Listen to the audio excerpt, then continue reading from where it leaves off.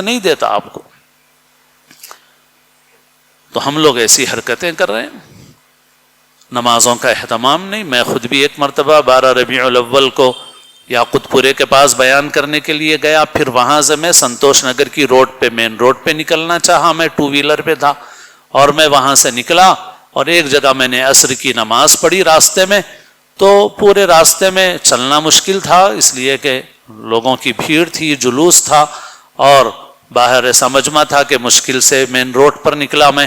لیکن مسجدوں میں جاؤ تو مسجدوں میں وہی تھوڑے سے فرق کے ساتھ نمازی ہیں. مسجدیں بھی پوری بھری ہوئی نہیں ہیں، سڑکیں بھری ہوئی ہیں مجمع سے اور مسجد بھری ہوئی نہیں ہے. لوگوں کو نماز کا اہتمام نہیں ہے. اللہ کی قسم یہ عمل ایسا نہیں ہے جس سے اللہ کے رسول صلی اللہ علیہ وسلم خوش ہوں. یہ اللہ کو، اللہ کے رسول کو خوش کرنے والا عمل نہیں ہے، ناراض کرنے والا عمل ہے. کیسا جلوس ہے حضور کے نام پر کہ سڑک پر تو مجمع کا مجمع ہو اور مسجدوں کے اندر جگہ خالی پڑی ہوئی ہو. چند صفیں زیادہ ہوں گی بس، اس کے علاوہ مسجد کا بڑا حصہ خالی ہے اور باقی لوگ سڑک پہ جا رہے ہیں. نماز کی فکر نہیں، نماز کا اہتمام نہیں. کیسا عمل ہے یہ؟ اور بہت سے ایسے کام کر رہے ہیں جو غیر مسلموں کے جلوس کے ہیں. جیسے ابھی بھی جلوس ان کا ہم بھی ایک آ رہا ہے.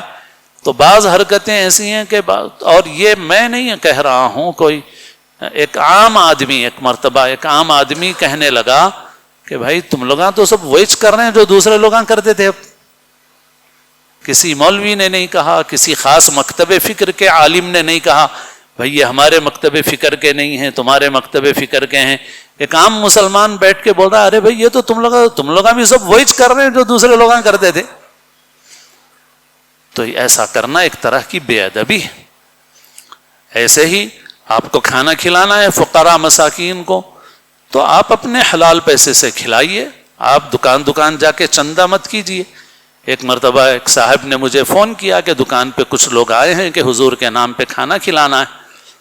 میں نے کہا ان سے پوچھو کہ اپنے بیٹے کے ولیمے میں گئے تھے کسی دکان پہ چندہ کرنے کے لیے؟ اپنے بیٹے کے ولیمے میں گئے تھے تم کسی دکان پہ چندہ کرنے کے لیے؟ اپنے پوتے کے عقیقے میں گئے تھے تم کسی دکان پہ چندہ کرنے کے لیے کہ مجھے کھانا کھلانا ہے ولیمے کا، عقیقے کا، مجھے پیسہ دے دو؟